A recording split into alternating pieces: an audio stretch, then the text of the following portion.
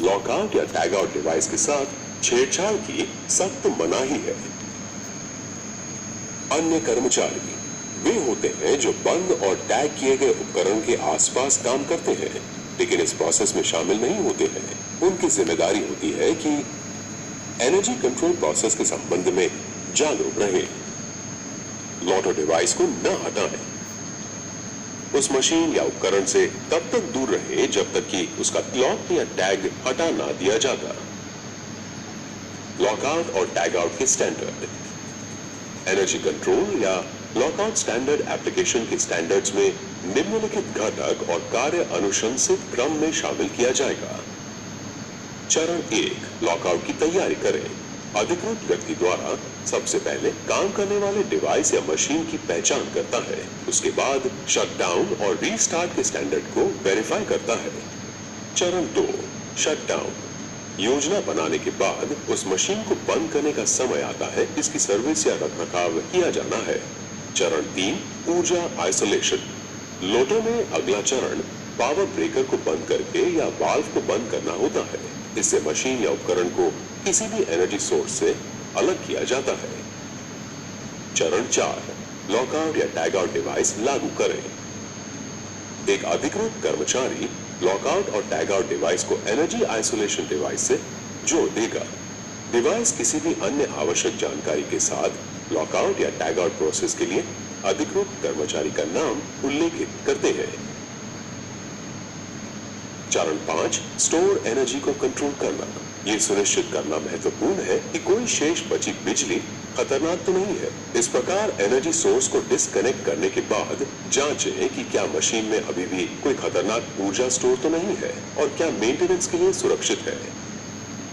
चरण 6, आइसोलेशन का वेरिफिकेशन। एक अधिकृत कर्मचारी वेरीफाई करता है कि मशीन या उपकरण किसी भी खतरनाक एनर्जी सोर्स से मुक्त है, ठीक से आइसोलेट होने के साथ साथ पूरी तरह से निष्क्रिय हो गया है। इससे ये सुनिश्चित होता है कि मशीन या उपकरण को ऑपरेट करना सुरक्षित है। चरण 7, कार्य या मेंटेनेंस। मेंटेनेंस के बाद सुरक्षित रूप से काम शुरू करें और नए खतरों के लिए क्षेत्र की निगरानी करें। चरण 8, लॉकआउट टैग आउट को निकालना। डिवाइस से सभी लॉकआउट टैग आउट डिवाइस निकालें और डिवाइस को सुरक्षित रूप से फिर से सक्रिय करें। विशेष परिस्थितियां। लोटो करते समय कई ऐसी विशेष परिस्थितियां होती हैं जिनका ध्यान रखने की आवश्यकता होती है, जैसे ग्रुप लोटो, शिफ्ट में बदलाव, इमरजेंसी लॉक हटाने और पावर आइसोलेशन डिवाइस को लॉक करने में असमर्थता। Group lockout.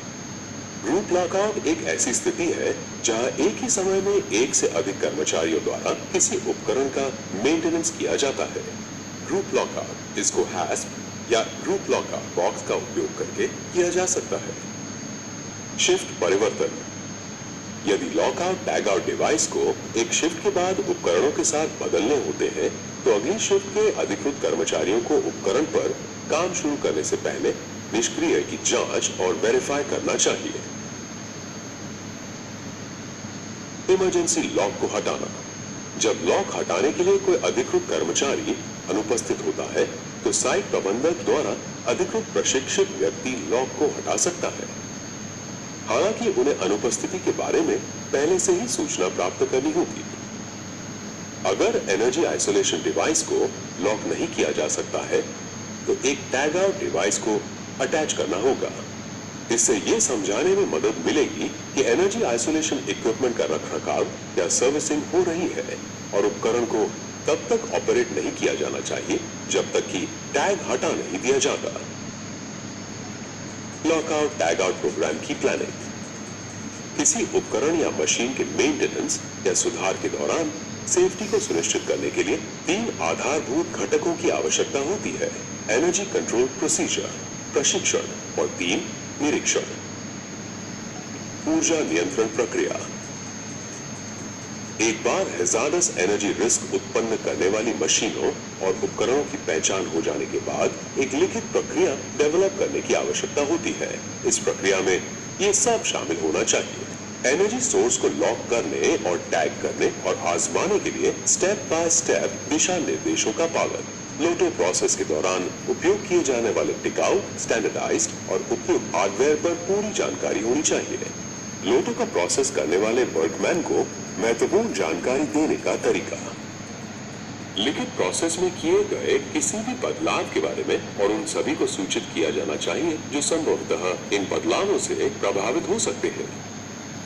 प्रशिक्षण, उपकरण, रखरखाव, सर्विसिंग, इंस्टॉलेशन पर काम करने के लिए अधिकृत सभी कर्मचारी एनर्जी कंट्रोल प्रोसीजर के लिए प्रशिक्षित होने चाहिए। लोटो कार्यक्रम का उद्देश्य और उपयोग प्रभावी hazards energy source, energy isolation के तरीके, लोटो की सीमा आदि इस प्रशिक्षण में शामिल होना चाहिए। सभी ट्रेनिंग रिकॉर्ड को भविष्य में रेफरेंस के लिए डॉक्यूमेंटेड किया जाना चाहिए।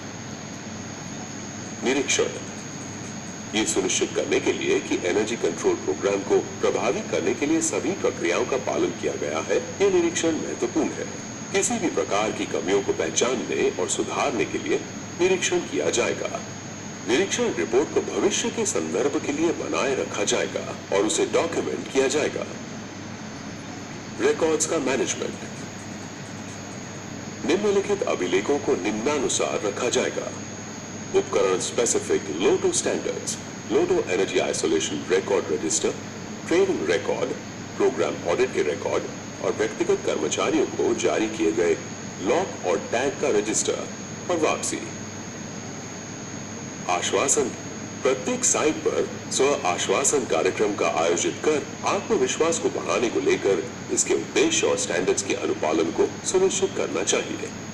समीक्षा की आवृत्ति, इन स्टैंडर्ड्स की समीक्षा की जाएगी और आवश्यकता अनुसार संशोधित किया जाएगा और ये पिछले संशोधन की तारीख से 3 साल के भीतर ही किया जाना चाहिए। आपातकालीन प्रतिक्रिया योजना, यदि आइसोलेशन सिस्टम विफल हो जाता है तो घातक या गंभीर चोट लगने की संभावना होती है। ऐसी स्थितियों में ये महत्वपूर्ण है कि एक आपातकालीन प्रतिक्रिया योजना बनाई जाए। इस इमरजेंसी प्लानिंग में शामिल होना चाहिए आपातकालीन रिपोर्टिंग विधि, निकासी के लिए नीति और स्टैंडर्ड्स, वर्कमैन की व्यक्तिगत जानकारी जैसे आपातकालीन संपर्क का नाम और संपर्क नंबर, मेडिकल सहायता के लिए इंचार्ज व्यक्तियों के कर्तव्य, असेंबली पॉइंट का विवरण जहां कर्मचारी और टीम के सदस्य निकासी के बाद इकट्ठा हो सकते हैं। सारांश, लॉकआउट, टैग आउट या लोटो एक सुरक्षा स्टैंडर्ड्स है जो ये सुनिश्चित करता है कि कोई अचानक सक्रिय न कर दे, स्टार्टअप या शेष बची ऊर्जा को जारी न कर दे। लॉकआउट और टैग आउट के लिए विभिन्न उपकरणों का उपयोग किया जाता है। अधिकृत कर्मचारी वह व्यक्ति होता है जो सर्विसिंग या रखरखाव के लिए मशीनों या उपकरणों को लॉकआउट या टैग आउट करने के लिए प्राधिकृत है या उसे इसकी अनुमति होती है। प्रभावित कर्मचारी उस मशीन या उपकरण का उपयोग या संचालन करते हैं जो सर्विसिंग या रखरखाव के तहत है। अन्य कर्मचारी उन कर्मचारियों को सूचना देते हैं जो लॉकआउट, टैग आउट या लोटो लागू होने पर या तो उपस्थित होते हैं या उपस्थित हो सकते हैं। लोटो प्रक्रिया में 8 चरण शामिल होते हैं।